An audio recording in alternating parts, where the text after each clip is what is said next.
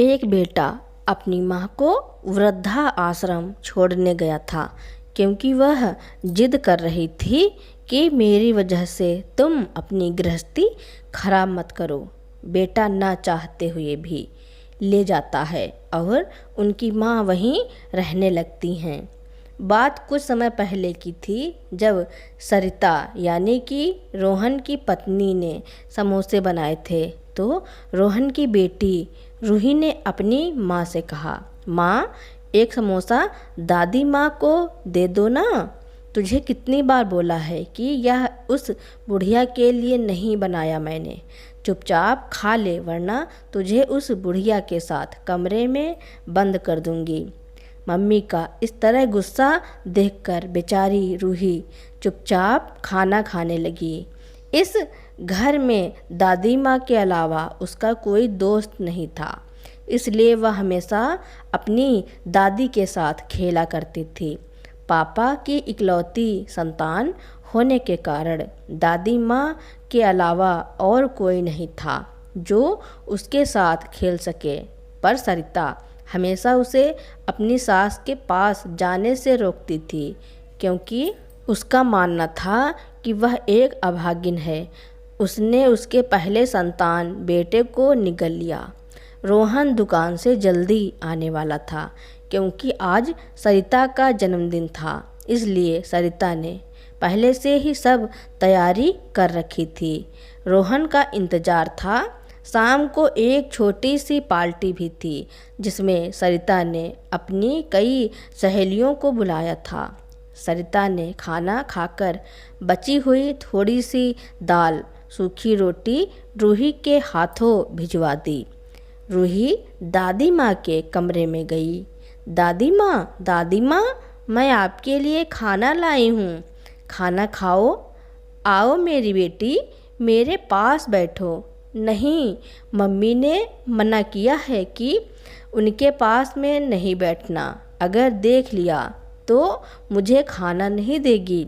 और पता है दादी माँ, मम्मी ने समोसे बनाए हैं, पर बेटा तुम तो मेरे लिए समोसे लाई ही नहीं। यह रोटी कितनी सूखी है, मुझसे खाई ही नहीं जा रही। दादी माँ, मम्मी ने मना कर दिया कि समोसे उनकी सहेलियों के लिए हैं, इसलिए नहीं लाई। तुमने समोसे खाए क्या? कैसे बने थे?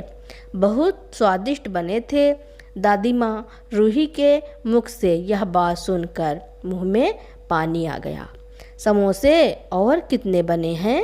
दादी माँ, देखती हूँ, अगर मम्मी किचन में नहीं हुई तो मैं आपके लिए ले आऊँगी। सरिता तो अभी टीवी देखने में बिजी है।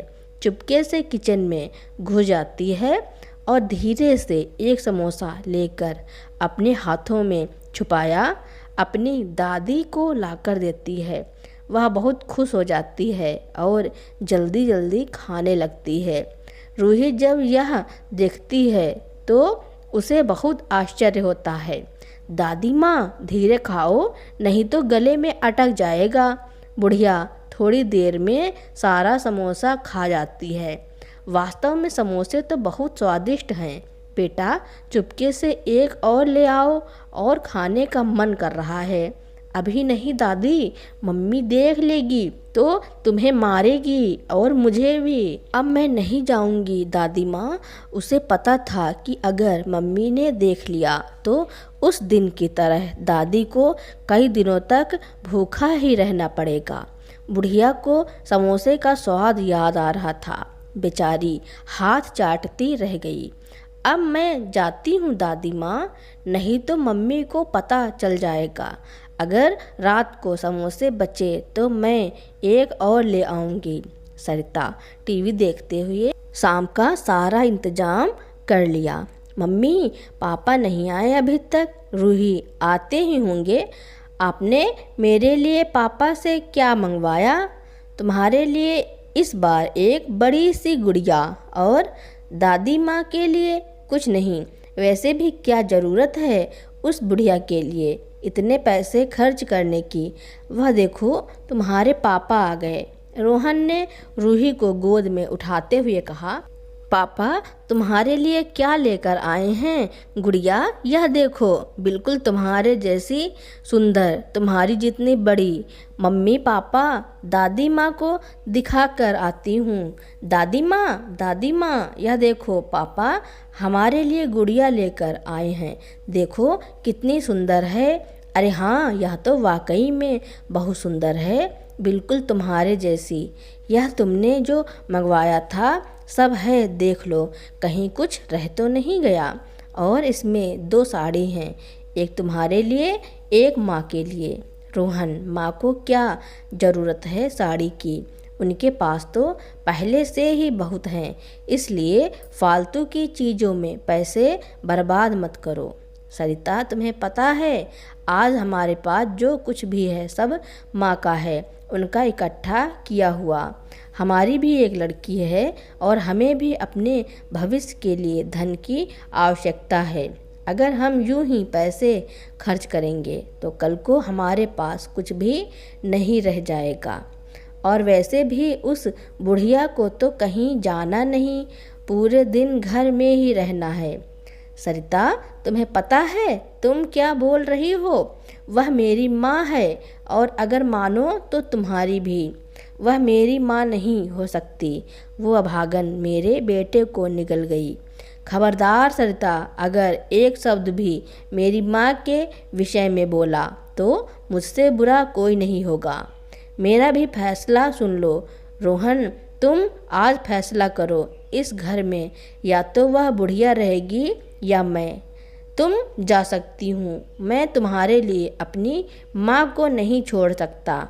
मैं भी नहीं रहना चाहती इस घर में। रूही, चलो मेरे साथ, हम कभी वापस नहीं आएंगे अब इस घर में। नहीं मम्मी, मुझे नहीं जाना आपके साथ, मुझे दादी माँ के साथ ही रहना है। तू भी उस बुढ़िया के साथ रहकर उसकी भाषा बोलने लगी है तो ठीक है, जब शाम को मेरी याद आएगी तब देखना। मम्मी मत जाओ प्लीज़, मैं आपके साथ सोऊंगी। मैं चली जाती हूँ, फिर तुम अपने पापा के साथ सोना। मैं जा रही हूँ। पापा, मम्मी को रोको, नहीं तो वह चली जाएगी।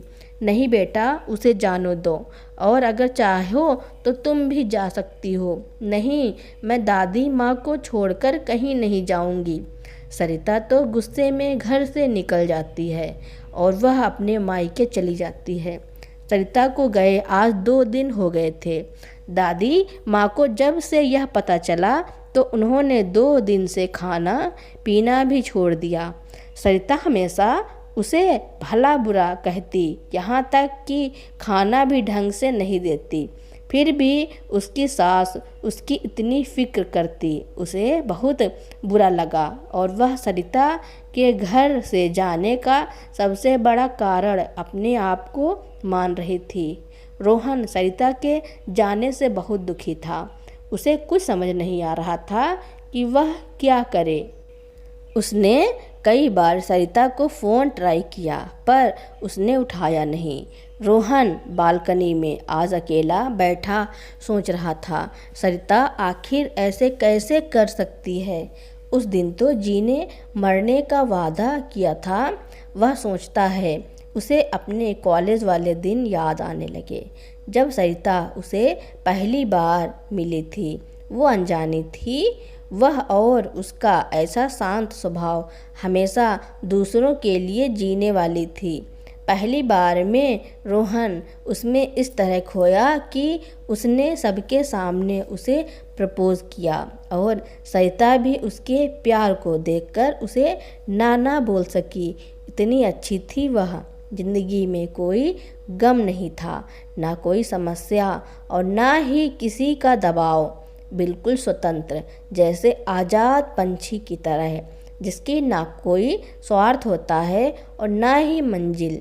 उसे अच्छी तरह याद है जब एक बार सरिता के पापा ने उसे रोहन के साथ देख लिया, फिर भी उन्होंने उसकी पसंद को ज़्यादा महत्व दिया और दोनों की शादी कर दी। पर आज वह क्यों इतना असहाय हो गया कि किसी बहेलिया के बाणों द्वारा रोहन घायल पंछी की तरह जमीन पर आ गिरा हो।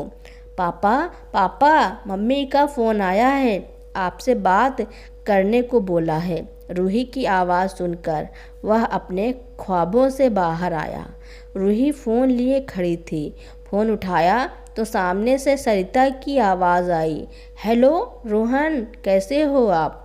मैं ठीक हूँ, तुम ठीक हो? हाँ, मैं भी ठीक हूँ। रोहन, मुझे रूही चाहिए, मैं उसके बिना नहीं रह सकती। प्लीज़ मुझे मेरी बेटी दे दो। लौट आओ सरिता, अपने घर को देखो, यह घर कब से इंतज़ार कर रहा है आपका। रूही भी और हम सब भी लौट आओ। अब शायद यह संभव नहीं है। जब तक आपकी माँ उस घर में है तब तक मैं लौटकर नहीं आऊँगा। फैसला आपको करना है और मैं लेने रूही को आ रही हूँ। आप भेजेंगे ना मेरे साथ उसे? हाँ, ले जाओ। अगर वह खुशी खुशी जाना चाहे, आपकी बेटी है, वह आपके पास ज़्यादा खुश रहेगी। यह कहते हुए वह बहुत ज़्यादा टूट चुका था। मैं कभी भी सरिता से दूर नहीं रहना चाहता था और माँ को भी अपने से अलग होते नहीं देखना चाहता था। उसकी ज़िंदगी में एक ऐसा तूफान आने वाला था जिसके बाद शांति नहीं आने वाली थी। अब उसे एक ओर अपना भविष्य, वहीं दूसरी ओर बेटे से कुछ अधूरी सी उम्मीदें लिए उसकी बूढ़ी माँ, दूसरी ओर उसका अपाहिज भविष्य में उसकी प्यारी सी गुड़िया रूही के साथ उसकी पत्नी। करता भी तो क्या, वह ना तो माँ को छोड़ सकता था और ना ही पत्नी को।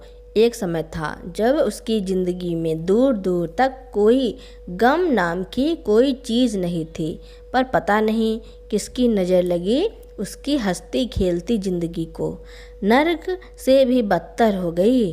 अचानक माँ के कमरे की ओर गया, उससे पहले कि वो माँ से कुछ बोल पाता। माँ बोल पड़ी। क्या हुआ बेटा, किसका फ़ोन था?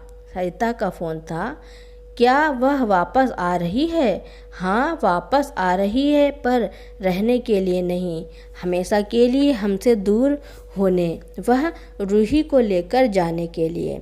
आज रोहन ने सरिता के साथ हुई सारी बातें माँ को बता दी। बेचारी बुढ़िया, जिसने कभी सोचा भी नहीं था कि बात यहाँ तक बढ़ जाएगी, कि उसे वृद्धाश्रम जाने तक की नौबत आ जाएगी। रोहन की बात सुनकर बेचारी कुछ देर खामोश रही।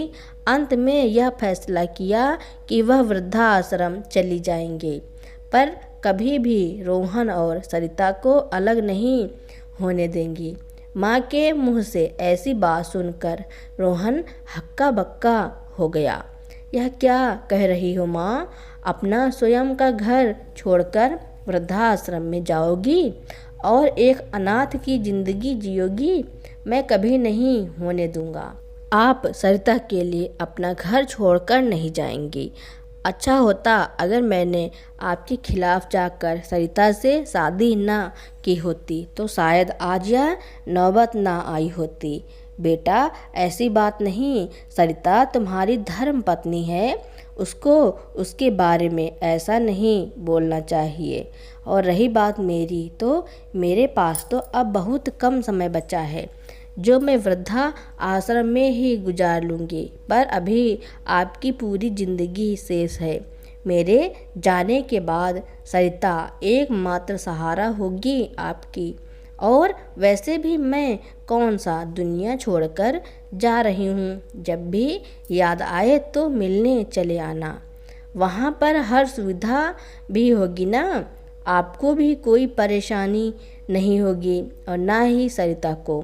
माँ के बहुत ज़्यादा समझाने पर रोहन मान गया और माँ को छोड़ने के लिए तैयार हो गया। दूसरे दिन माँ का सारा सामान पैक कर रोहन माँ को ना चाहते हुए भी उनकी जिद के कारण छोड़ आया। सरिता को जब यह पता चला, वह बहुत खुश हुई कि अब उसे उसके घर में कोई समस्या नहीं होगी और अपने ससुराल आ गई। वह पहले वाली बात नहीं रही थी। रोहन पहले जैसा अब बिल्कुल नहीं था। वह बहुत ज़्यादा उदास रहने लगा। और बहुत ज़्यादा समय वह मौन ही रहा करता। सरिता जो खुशी की लालसा में यहाँ आई थी वो उसे अब यहाँ बिल्कुल नज़र नहीं आ रही थी। रोहन हमेशा सुबह माँ से मिलने आया करता था। जब भी उस रास्ते से गुजरता माँ से मिलकर ही जाता। वृद्धाश्रम आने के बाद रोहन की माँ अचानक बीमार रहने लगी। वृद्धाश्रम वाले बहुत परेशान हो गए, लेकिन रोहन से माँ के कहने पर किसी ने भी इस बारे में बात नहीं की, क्योंकि रोहन की माँ चाहती थी कि वह हमेशा खुश रहे। कई दिनों बाद भी तबीयत में सुधार नहीं हुआ तो डॉक्टर ने उन्हें हॉस्पिटल में चेकअप के लिए भेजी। रिपोर्ट आई तो पता चला कि कैंसर है और रोहन माँ से मिलने जाता और कभी कभी बेटी को साथ ले जाता। यह बात सरिता को बहुत बुरी लगती है, हमेशा उन्हें वहाँ जाने से रोकती थी। उसे यह पता नहीं था कि उन्हें कैंसर है। अब उनकी तबीयत और बिगड़ती जा रही थी, इसलिए कुछ दिनों से काम के दबाव के कारण कई दिनों से वह वहाँ नहीं जा पाया था। उसने सोचा कि माँ से मिलते हैं। जैसे ही अंदर गया तो उसे माँ कहीं दिखाई नहीं दी। जब आसपास पूछा तो पता चला कि उनकी तबीयत बहुत ज़्यादा खराब है और वह अस्पताल में भर्ती हैं। जब वो हॉस्पिटल पहुंचा तो पाया कि माँ की तबीयत बहुत ज़्यादा खराब थी। दवा के नशे में वह रोहन को भी पहचान नहीं पा रही थी। डॉक्टर ने बताया कि अब उनकी ज़िंदगी के बहुत कम दिन बचे हैं। डॉक्टर ने रोहन को उसकी माँ की बीमारी के बारे में भी बता दिया। अचानक डॉक्टर के मुंह से ऐसी बातें सुनकर जैसे उसे बहुत गहरा धक्का लगा हो। उसने कभी सोचा भी नहीं था कि ज़िंदगी में कभी ऐसा भी दिन आएगा जो उसे माँ से हमेशा के लिए अलग होना पड़ेगा। डॉक्टर रोहन को बताते हैं, यह भयानक बीमारी है। अब तक इसका इलाज कुछ गिने चुने देशों में ही होता है, जहाँ इलाज कराने के लिए बहुत ज़्यादा पैसों की आवश्यकता पड़ती है। पर अगर यह खुश रहें तो शायद कुछ ज़्यादा समय जी सकें। वरना डॉक्टर खुश रखने के लिए मुझे क्या करना चाहिए? रोहन ने पूछा। तो डॉक्टर ने कहा, आप इन्हें अपने साथ घर ले जाओ। घर को छोड़कर ही इनकी तबीयत ज़्यादा खराब हो गई है। अगर आपके साथ रहेंगी तो आप इनकी दवा भी अच्छे से कर सकते हैं और अच्छे से देखभाल करने से इनकी ज़िंदगी कुछ आसान हो जाएगी और आप इन्हें कल शाम तक घर ले जा सकते हैं। डॉक्टर से सलाह लेकर रोहन को घर की ओर से एक निराशा दिखाई दे रही थी। सरिता को मनाना शायद उसके बस की बात नहीं थी। उसे अच्छी तरह पता था कि वह इसके लिए कभी नहीं मानेगी, पर अगर माँ को घर नहीं लाया गया तो बहुत बड़ी अनहोनी हो जाएगी। जब घर पहुँचा तो रूही उसके गोद में चली गई। पापा, आज आप दादी के पास गए थे, कैसी है वह? मेरी याद उनको आई है या नहीं? उन्हें? हाँ बेटा, आपको बहुत याद कर रही है और हम कल फिर से दादी को घर ले आएंगे। सच्ची पापा? हाँ सच्ची। रोहन जब सरिता के पास गया तो वह खाना बना रही थी। कैसी हो सरिता? मैं ठीक हूँ, आप ठीक हो ना? नहीं सरिता, मैं ठीक नहीं हूँ। आज मैं मम्मी से मिलकर आया हूँ। उनकी तबीयत बहुत ख़राब है, उन्हें कैंसर है। डॉक्टर ने बताया कि उनके पास 12 दिन का समय बचा है। डॉक्टर ने बताया कि अगर हम उन्हें घर ले आएं तो उनके बाकी बचे दिन आसान होंगे। सरिता, अगर तुम बुरा ना मानो तो हम उन्हें घर ले आएं। उनके पास बहुत कम समय बचा है, बस इस बार मान जाओ। सरिता, इसके बाद आप जो कहोगी मैं कर लूँगा, पर इस बार मेरी बात मान लो प्लीज़। चलो ठीक है, अगर आप चाहते हो तो ले आओ। सरिता के मुंह से ऐसी बात सुनकर रोहन को बहुत ज़्यादा हैरानी हुई। जो भी हो अच्छा ही होगा, यही सोचकर भगवान को धन्यवाद कहा। माँ को लाने के लिए सुबह का इंतज़ार करने लगा। सुबह जल्दी उठकर रूही को साथ लेकर माँ को लाने चला। आज वो बहुत खुश था, अपने सब दुख भूल गया था। वह तो यह भी भूल गया था कि जल्दी उसकी माँ उसे हमेशा के लिए अकेला छोड़कर चली जाएगी। रोहन हॉस्पिटल पहुंचा तो उसके होश उड़ गए। उसकी आंखों के आगे अंधेरा छा गया और आंखों में आंसू आ गए। वह बहुत दूर जा चुकी थी, हमेशा के लिए उन्हें छोड़कर, प्यारी रूही को छोड़कर। आज सरिता की समस्या खत्म हो चुकी थी, कभी भी अपना घर छोड़कर नहीं जाएगी। डॉक्टर ने बताया कि रात को उनकी तबीयत ज़्यादा खराब हो गई और खांसी के साथ खून की उल्टियाँ होने लगी और देखते ही देखते उन्होंने दम तोड़ दिया। अब बेचारा रोहन फूट फूट कर रोने लगा। उसे बहुत पछतावा हो रहा था। उसे नहीं पता था कि उसकी माँ इतनी जल्दी छोड़कर चली जाएगी। यह बात जब सरिता को पता चली तो वह भी शर्मिंदा हो गई, उसे भी पछतावा होने लगा। तो दोस्तों, मेरी स्टोरी सुनने के लिए आपका बहुत बहुत धन्यवाद। मेरी स्टोरी सुनने के लिए मेरे चैनल को लाइक और सब्सक्राइब करें और कमेंट करके बताना कि आपको मेरी स्टोरी कैसी लगती हैं।